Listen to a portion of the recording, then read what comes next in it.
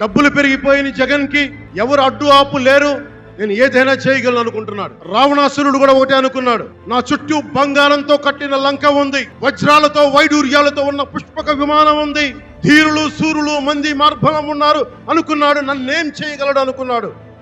నార చీర కట్టుకొని నేల మీద నిలబడి శ్రీరాముడు బాణంతో చంపేశాడు.